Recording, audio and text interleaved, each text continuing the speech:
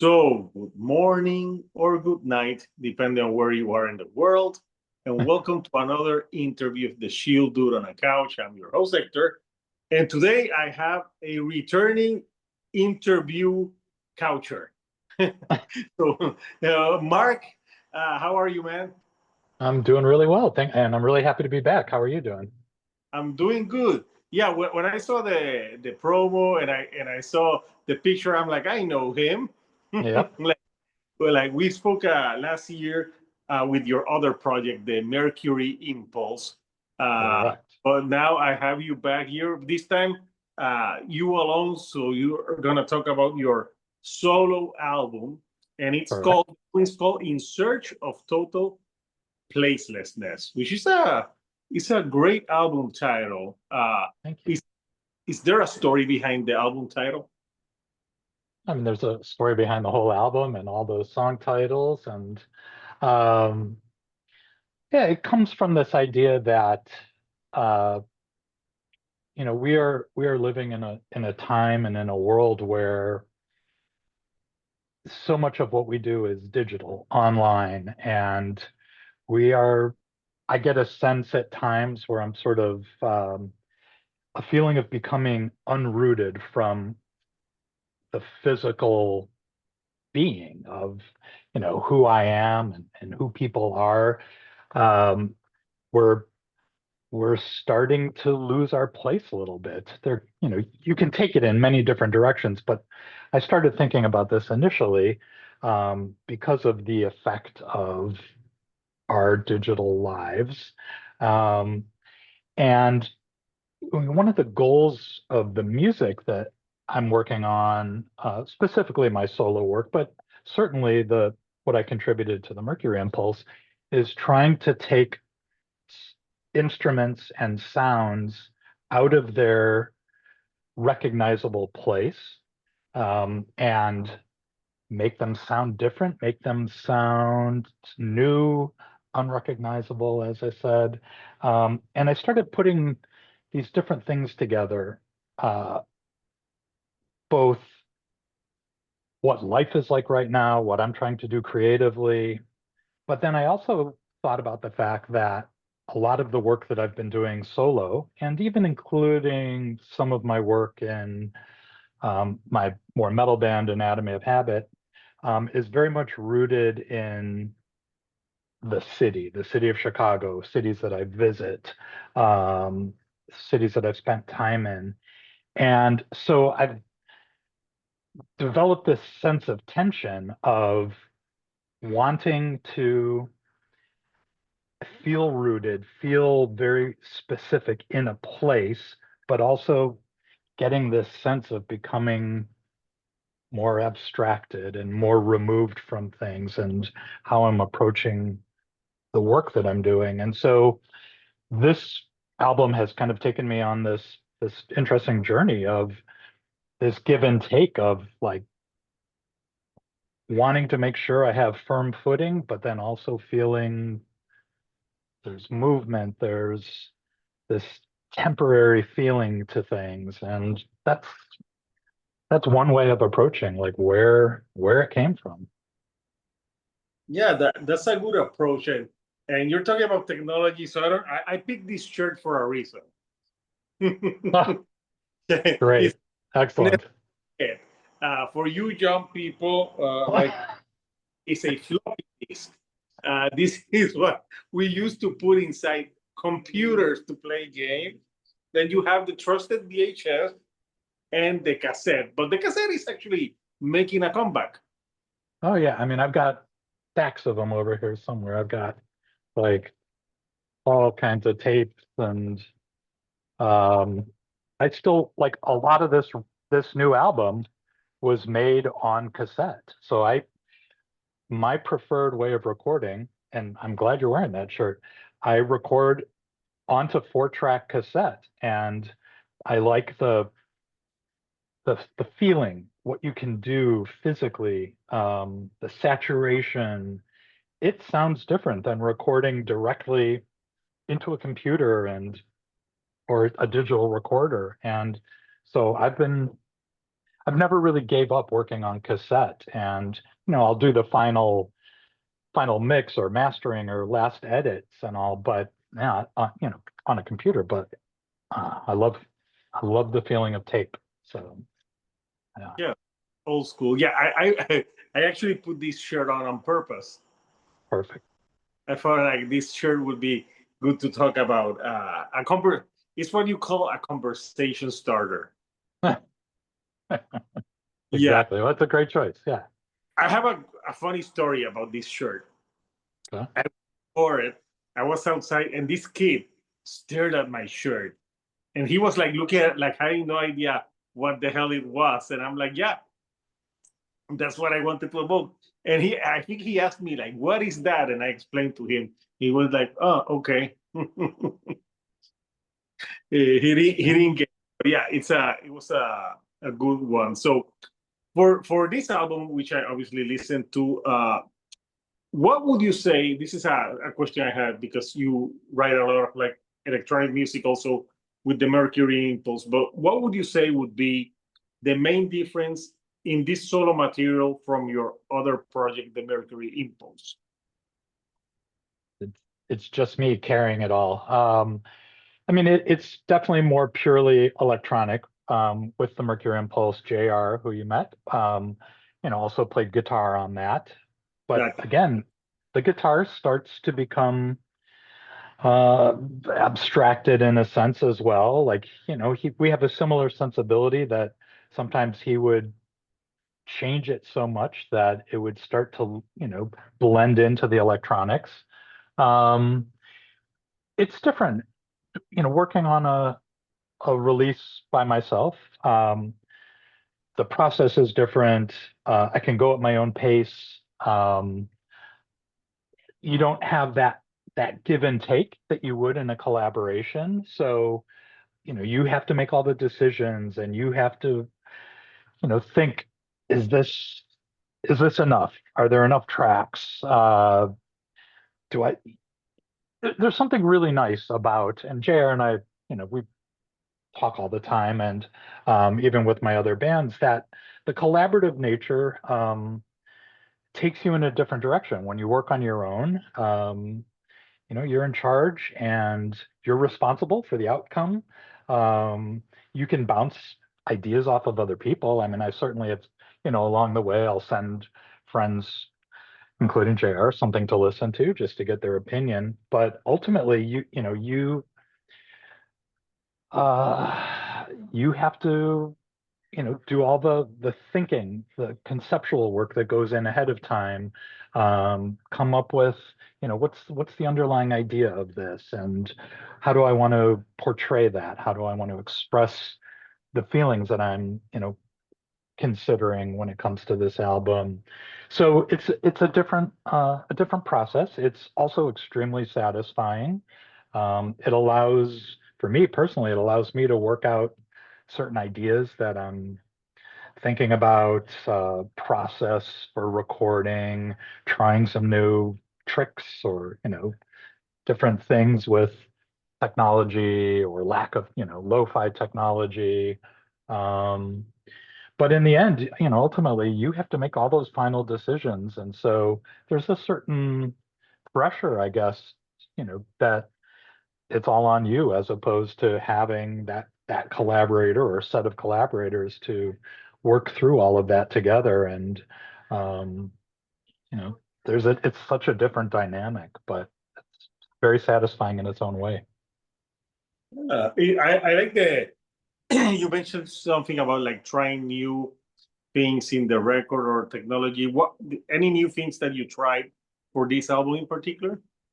Um, well, yeah, I mean, so in the solo work that I've been doing for the last, I don't know, like, let's say 7, 8 years, very slowly was incorporating recordings that I would make outside of my house, and environmental things. But in my case, the environment being like downtown Chicago, so busy area, loud area.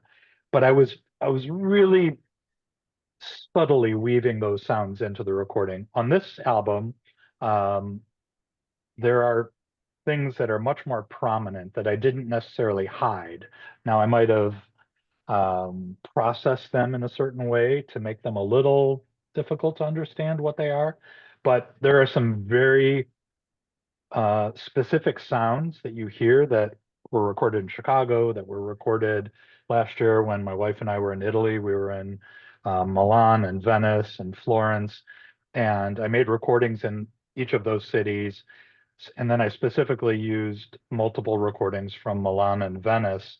And so they're prominent in the mix of sound. And so that was something I really had to work through, like how I want those sounds to appear, how I want to change them or alter them, what I want them to represent. Like I want those things to represent moments in time. Um, so in the middle of all that tension I spoke about place versus placeless, I wanted those to represent like, hey, I was here, I heard this thing happening, maybe I heard these people, um, this thing went past me, and all of that's incorporated to give it that sense of uh, firmness or rootedness.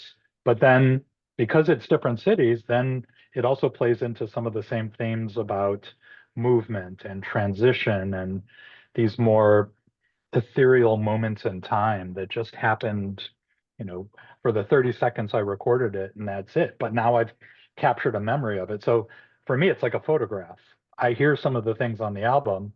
You may not know what it is, um, but I have a very clear picture when I hear it. I know who I was with, where we were, what happened, Yeah. things like that. I think there's a track at the end that I think I hear like car horns. Yep, yeah, yep. You hear some cars going by, and that one specifically. So that's the last song, Yeah. um, left half of my body untethered, and that was a moment that actually took place in Chicago, and it represents a very unexpected moment in a very high traffic, busy area because there's also some other sounds that are occurring around the same time as the car path, the horns or the engines or whatever. And it just was like I don't know, it represents sounds a little strong, but almost like a magic moment where literally my wife and I were walking near our home. We're surrounded by office buildings, and this moment of nature actually occurred, and then the cars interrupted it, and so you hear it happening over and over again over the course of the end of the song. But it again, that talks to this idea of these ethereal moments, like something unexpected happened in the middle of a busy city, and then loud sounds and the typical things interrupted it. And I kind of let it play over and over to kind of take the album out. So yeah, that would be probably the one thing that's most recognizable. And, it's a little nice thing for me to have there, maybe for my wife when she listens to it, to hear like, oh, like she knew immediately what it was when she heard the album for the first time. So those are like, I don't know, important things to have maybe that are personal to, just as an inside joke, but not a joke and in terms of it being funny, but just an inside moment. So when you were on vacation in Venice and Italy, did your wife never tell you no work? There's no working on this trip, and you're like, no, but I gotta record some stuff. She's great about that. And, we were with some friends from there because I've done a lot of work with musicians who are all from the Milan area for the most part.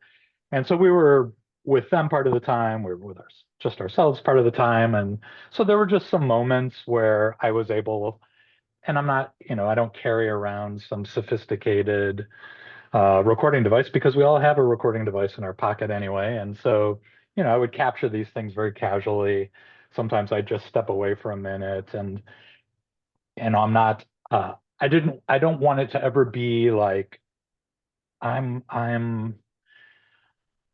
some, I don't know, sound engineer out in the wild capturing, the sound of the wind passing. It's just like there are just these moments, and maybe it's my friends who I get to see once a year or once every 5 years all talking in a museum, and or maybe it's something, outdoors in Venice outside of an art exhibition or something. And so again, there are moments that are important to me, but then there's also some interesting characteristic about it. But you know, I'm never, especially on vacation, I'm not no, I have to record 10 more minutes. Everybody be quiet. It's just small things and it's very casual. It happens. Sometimes when I'm recording, sometimes it captures sounds from the outside or wind or stuff. And one time I was doing like a doom metal album, and I don't know, actually the sound of the rain outside made it actually cooler because it went with the review I was talking about. Hector, that is one of my favorite things when there are those moments. It could be a storm, it could be a train going by. Like I live very close to the big train station in downtown Chicago. Um, those are amazing moments to me when you're listening to music. And I, listen to music a lot when I'm out in the city. And some of my solo recordings were specifically recorded with the idea that people could walk around the city and not listen to it all the way at high volume, but like take in the city at the same time. And like, so your example there of hearing the rain, I mean, that is like perfect. Like, I love that you said that because I really think a lot about those moments when the perfect sound happens and you're just like, wow, that actually was totally connected to the thing I was just listening to, or that just changed it, or yeah, that stuff's fantastic. Just Yeah, total it random. Yeah. it can go either way because a few days ago I was interviewing a band. And outside of where I live, I mean, a tall building, but I heard some gunshots. Oh, okay. Yeah. They're like, oh. I'm like, well, every time I see that interview, I'll remember there were some gunshots outside. Uh, yeah, that's a different version of it. Yep. The good thing is, no bullets came my way, Good. but Good. but yeah, Huh. but it was funny. So a question I had was like, what did she? I knew that you would record in Chicago those sounds because you live in Chicago, but Milan and Venice, I was going to ask you why, but you already said why. You were on vacation in those spots in Venice. Did you record any sound of pigeons? Hey. I you can't avoid them in St. Mark's. I didn't. I was more interested in water and on, by the canals, and just we were at the Venice Biennale, the big art exhibition, and so it's just a lot of crowd sounds and snippets of conversations mixed in. But yeah, there's a lot of pigeons there, aren't there? There's Yeah, crazy. I never understood the why people would want to take pictures with pigeons. Them to me, they're flying rats. I know where you're coming from. The same in London, like in Trafalgar Square. I remember my mom was English, came from London, and so I'd spend time there as a kid with family. And I remember thinking I was being attacked by pigeons in Trafalgar Square. So every time I go back to London, I'm like, okay, is it safe? Can we get through there? And there's way less pigeons there now than there used to be. So they seem to have some control. I blame that Mary Poppins songs of Feed the Birds. Wow. Didn't I never thought about that. Okay. I went old school, like Yeah. school, Mary, like feed the birds. I'm like, do not. Then they will That's never. that's right. That's right. Yeah, but it's cool. Actually, I never been to Milan, but I've been to Venice, and it's a very interesting city. It fascinates me. Plus, it's good that we get to see it because one day that will be underwater. Yep. We don't know when, but eventually it will be underwater.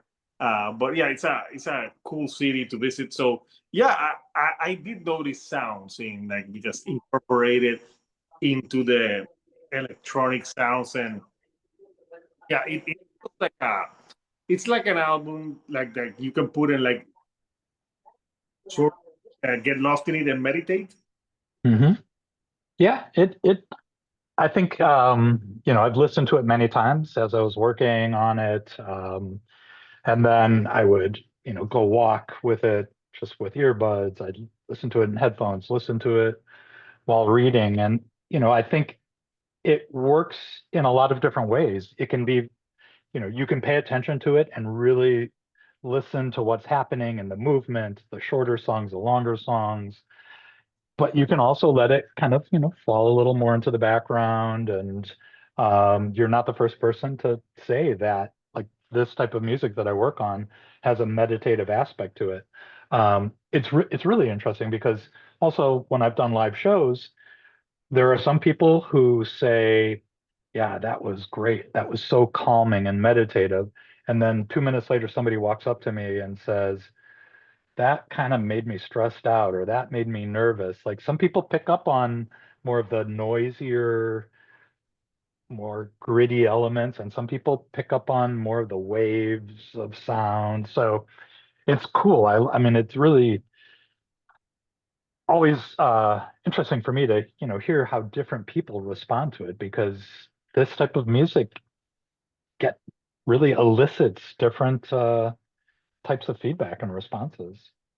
Yeah, I think this is the type of music that you're supposed to feel and get emotions because you obviously it doesn't have lyrics. You're not Mhm. analyzing. It's more about feeling. And Mhm. a that I had for you, like for you, what is the journey you would like the listener to make to have with this music? Or I because I think like you we were touching upon it that on the live show that's for someone would be calming, for someone and so for someone else it would be triggering. You never know. Yeah, it depends on the listener, I guess. And as far as the emotions go, a lot of it is what you bring into the moment, whether you're listening to a record, you're reading a book, you're, seeing a band play or a musician play, how you are feeling in that moment can also color how you experience the music. But I suppose, like, when, as far as like a journey that I think about from the listener, you know, I, I guess if you're very familiar with this type of music, you're going to think about it a certain way. You're going to, like, if you know my music, you're going to compare it to older things or other things I've done. If you just know a lot about experimental or electronic music, you have a lot of points of reference. And that's all great. And I love to hear that. But it's also really cool for me to hear from people who maybe, because maybe they listen to much more metal, or they first learned about me through Anatomy of Habit, so they know me as the singer in a more, doomy kind of band.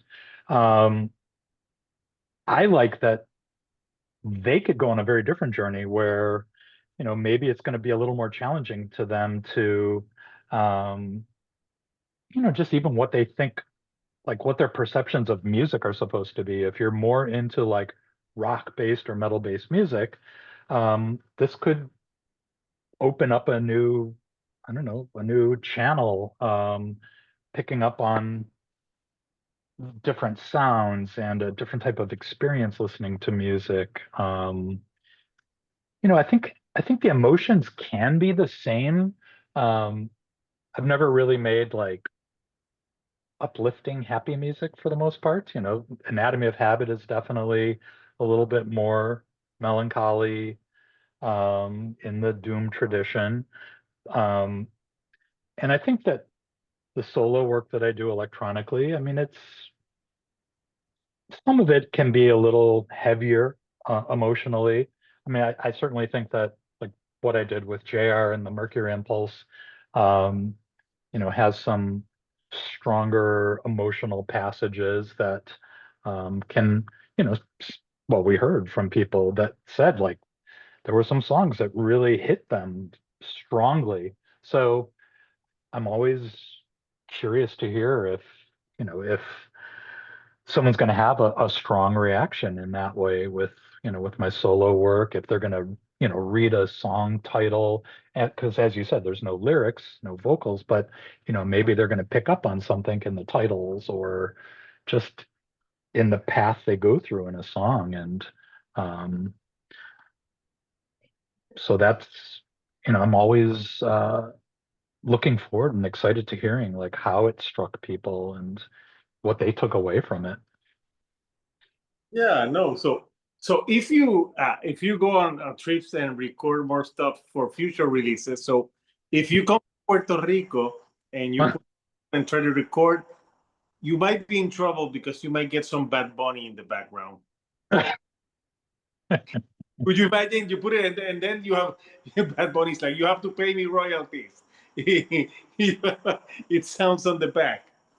Hector, trust me, there are plenty of cars driving around Chicago too, playing Bad Bunny. So it's quite popular here. He's a big export over here. Yeah. He's huge. So yeah, but I just thought it would be like a funny joke. So obviously, but even though this album there's no lyrics and stuff, you have a single, and the Yeah. single that you pick is "Frozen Gestures Under the Milky Way." Under the milky surface. Under Under the the milky surface. surface. Oh, I put Yeah. Milky. God damn it! Well, I that's one of my maybe I ah, was of a Milky Way. you were either hungry for some chocolate or you were thinking about the band The Church and their great song Under the Milky Way. Yeah. Yeah. So hey, I'm human. I make mistakes. That's okay. That's okay. So tell me about that song, about the milky surface. Yep. That single. Yeah, I guess so that one has a very specific connection to Venice and in the sounds that are recorded in there and mixed in. And so, I spent a lot of time in Venice many, many years ago, was able to live there for a period of time, and have been back in between. Um, so that city had a big impact on me. I will, as a side note, say I nearly died there the first time I was there. Um, it's a long story, but I survived to tell the story. Um, How did you? and uh, very bad food poisoning, and how can I? The short version is blacked out, went into convulsions, swallowed my tongue, and something about Venice. Since you've been there, not like an ambulance is going to drive to your house if you're not feeling well. The hospital said, get a get you have to get over to this canal to get to a ambulance boat and this and that and the other. And it was like, I can't even sit up right now. Like I just blacked out. Like I can't go anywhere. And they're like, well, so I mean, it's crazy. There's like some very challenging aspects to life there, for if for movement around the city. So it was a rough couple days, but I lived to tell the tale. But this my experience there had such a huge impact on me, and the architecture, the all the art, the churches, the food, just the culture, and so those are images that go in and out of my mind, and I feel like I wanted to put something into that song that um, had a human presence to it, but that also contained something very specific to natural aspects of Venice. I mean, water is such a huge part. You said it. Venice is, Water goes up. has Yeah. it. Yeah. So I just thought something that really included the pulse of everyday life there that would be woven into the song, and just to kind of transport the listener into that experience of my life. So, the milky surface, Venice is much cleaner now. And there was what they were saying um, during the pandemic, that there were like dolphin, small dolphin, like going through the canals because the boat traffic had decreased. Like the water is much cleaner. But, I've always thought about how the canals were kind of hard to see down into. And so I just started thinking, like, this is a city that is frozen in time. You know, it's an ancient city, and it still feels very ancient. Like, you can go through, many other cities in Europe, and sure, there's a castle, or there's an old, 500-year-old church, but Venice really still it retains so much of that history, and they protect it. And so I just thought about time, and again, how natural forces occur there, and the song just kind of developed from there. So it's so much about linked to memory. Yeah. So is this the first time that you tell the story about your what happened in Venice? Yeah, I think you just got a premiere as far as like talking about it publicly. Yeah, Well, yeah, yeah. I, I have like, you can tell me online where did you eat. So if I go to Venice, I won't go. Cooked at home, actually. It wasn't even a restaurant. This is a long time ago. You know what? Um, yeah. Have something in common. Sometimes, uh, well, my story, like 20 years ago, I decided to cook I was younger. I was living in the States, and I decided to cook a chicken in the microwave. Oh, oh, So what? And obviously, I didn't cook it well, so I ate it, and I got food poisoning. oh. But I was an idiot. What did you eat? Okay. You want the story? So that morning, the person I was with, we went to a pasta, like a fresh pasta shop, pasticceria. We got gnocchi, like the potato dumplings. Oh yeah. They were, like under glass, sitting out, and it was a warm day. I was there, throughout like 3 months of the summer, and we got the gnocchi. It was in a bag. We got a bunch of, vegetables to make a sauce, brought it back to the apartment, left it on the counter, didn't think to put the gnocchi, which had just been made that morning, in the refrigerator. So it sat out all day. It turned, fermented something, and tasted great. And I ate a lot of it that night, and but learned that it had, done whatever it did, bacteria or something happened. And so, and I love gnocchi. So some people are like, I was scared by a spider, and now I have to like try to be around spiders.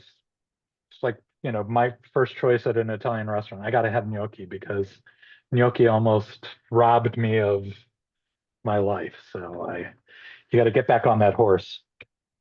So yeah, your story and mine are kind of similar, but mine is worse because Yeah, yours is gross. Yeah. I was very young, and when I think about it, I'm like, why the hell did I do that? Like, because I don't know, I would have that thing with the yoki. I think that sounds like an honest mistake, but Yeah, yeah. my thing would be like like I almost could have been an episode of A Thousand Ways to Die. Like Just the idea of microwave chicken does, so yeah. this tried to cook a chicken in a microwave. I'm like, Yep. to this day, I don't understand what happened. I didn't black out, but I got like horrible stomach. It was horrible. Yeah. Yeah. So well, we both There you go. we both lived, so that's the important thing. Yep. But I love Yoki too. So yeah, it's Yeah. a one. So So you have an upcoming show, Yeah. in a week, and you're playing also with Megan from Burndy. Yep. Yep. So it's actually going to be a triple record release. So for my album, for Burndy's debut album, and then another band that's a little more noise rock, doomy, called Burned or Buried, who they've played with my band Anatomy of Habit in the past. And yeah, it worked out really nicely that we all have new releases. And it's really exciting. Megan and I have played in Bloody Minded, which is more the noise band that I play in. She was one of the founding members uh, 30 years ago. And she stopped playing in the band, but she designed most of our album covers over the years. And before the pandemic, when our previous album came out, uh, we talked to her about playing with us again. And she's always like, she has a very strong musical background, and she's always had ideas for certain bands she wanted to do. And it took a long time for her to finally bring it to life, just like life got in the way. And uh, Burndy is a very idiosyncratic band. I hear them almost as like a hybrid of like death rock and industrial and a bit of anarcho punk and noise rock. But it's three women with unusual instruments, including a bassoon, which is like a second bass. Um, it's very, it's very angry, aggressive music. Um, my wife and I have seen almost all of the shows that Burndy have played. I mean, we really, strongly support the band. Um, and this record has been a long time in the making. She recorded it with Sanford Parker, who he's worked with Anatomy of Habit. He's worked with our band Bloody Minded.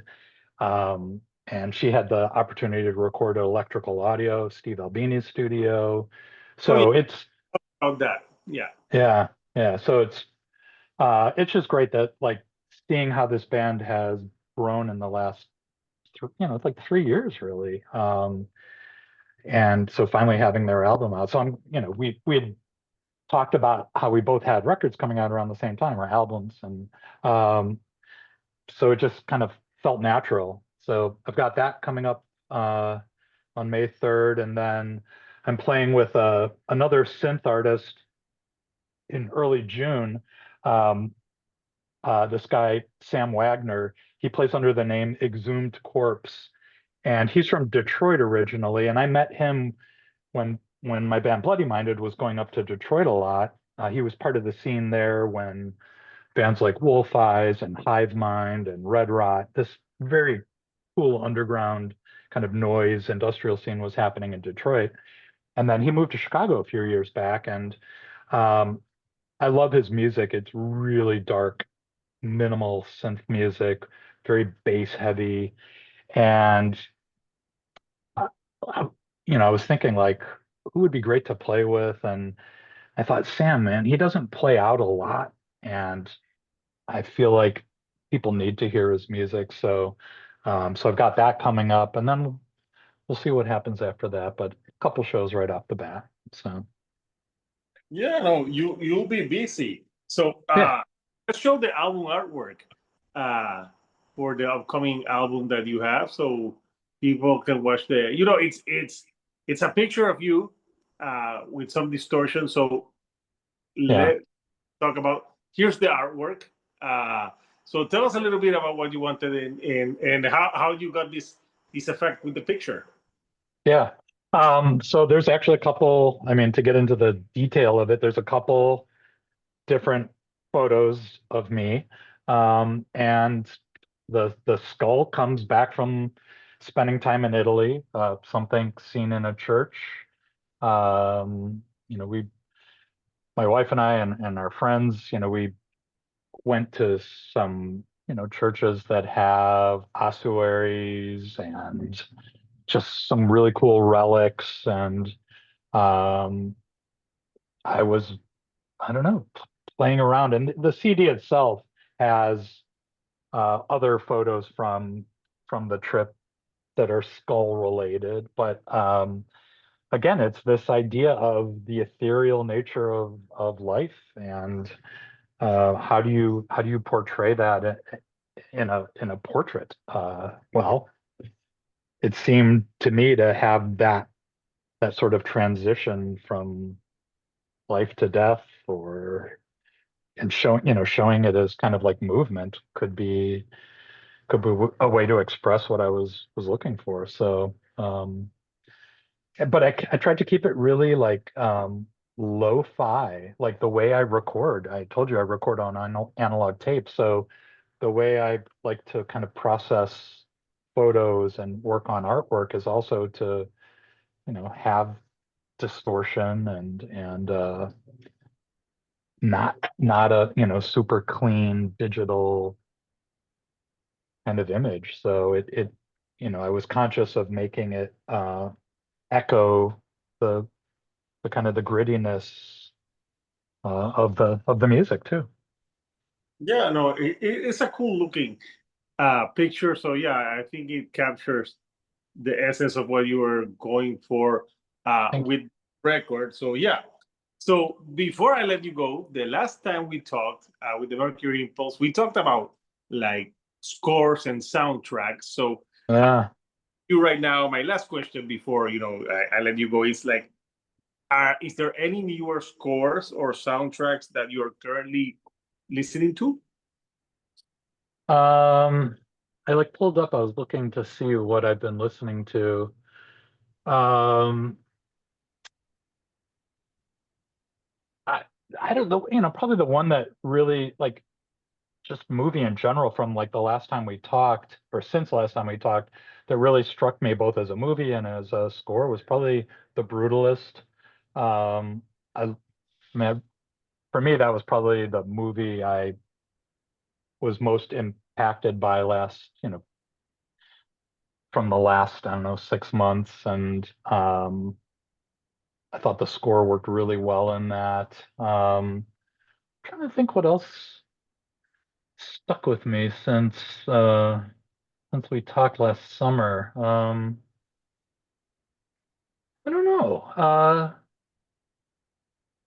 That would be what have you had something that kind of stuck with you since because Yes. I know.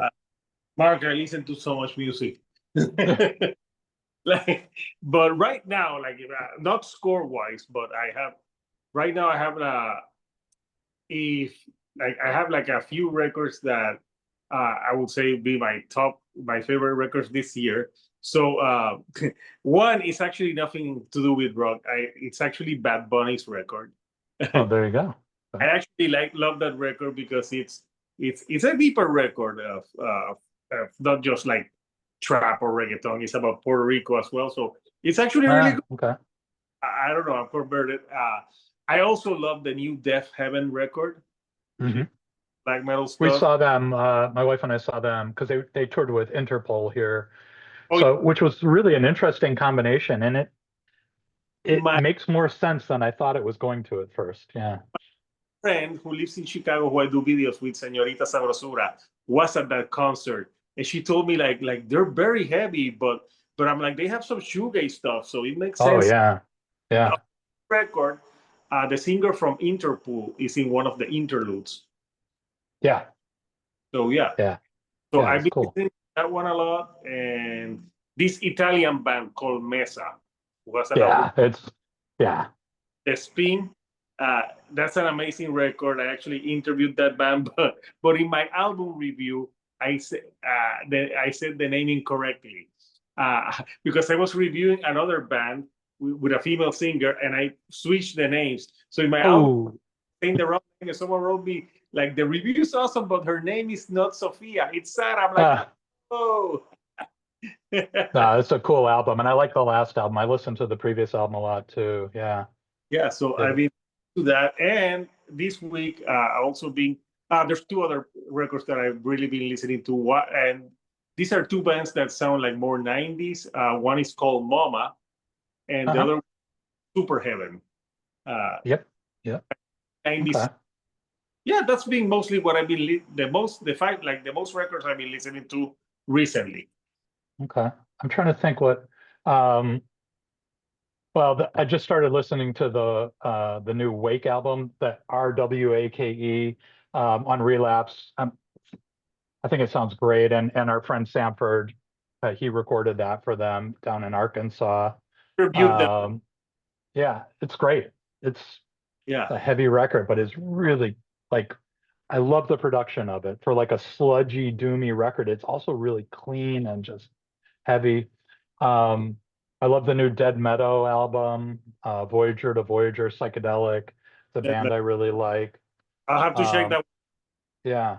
The thing I've been listening to this week a lot, like for the past week, every day, this I think it's a solo artist, but he goes under different names. He's from South Korea. Um, and the name of he goes under on this album is Huremic. It's HUREMIC, and it's called Seeking Darkness. And I'm not sure what it is exactly. It's like kind of experimental rock, noise rock, but at times it feels shoegazy. It sounds great. And then what else? We have tickets to see this band, Yahweh Nailgun. It's like YHWH Nailgun, and they're this very percussive driven, sort of industrial tinged rock, like noise rock band. They're going to be playing in Chicago at a club called Sleeping Village, and been listening to that a lot. And I have to say, JR from the Mercury Impulse, his band Wreckmeister Harmonies, and their new album to me is like that's what I've. It's lovely to be able to have a friend whose album is like your favorite album, but the album that he and Esther released called Flowers in the Spring, that is a very emotional. It's a heavy record. It's great. So really like excited for him. They're going to be I forgot what the name of the festival in Belgium they're playing. It's a kind of a mix of like metal and underground music, and they're doing some shows in the New York area, New York State, and but yeah, that's a great album too. So Yeah. there's been good stuff out. Yeah. Send me the message with all the names so because so I Oh can. yeah. There's some that I haven't listened to that I want to check out. So you send me a message and I'll listen to them. So yeah, Mark, Yeah. it's great catching up with you again. Always fun to have you here and talk music, scores, and different things. So once this is out, Couchers, the album is out April 25th. You can search of Total Placelessness. So if you want to listen to an album like everything that we've been discussing since we've been talking here, you could check it out. And also, yeah, if you're in Chicago next weekend, Yeah. go. Is it Friday or Saturday? Saturday night. Yeah. Should be a good one, and it's also going to be with other two bands, and Yeah. it's going to be a cool show. So yeah. So Mark, anything before I let you go? Anything you like to say to the people before we go? I just think, I want to say thank you to you for having me back. That's always a good sign when, you get to come back and talk to somebody a second time. And, to the listeners, give it a try, check out a track, see what you think. If you listen to, as we said, like doom or kind of heavier stuff, you may find the mood works for you. And I appreciate everybody, at least being open-minded to something different. So yeah. Yeah, totally. So thank you again for meeting me from Chicago here to Puerto Rico. So until next time, Couchers, this is Hector, the Shield Dude on a Couch, and I'll see you all right here on the couch. Thank you and goodbye.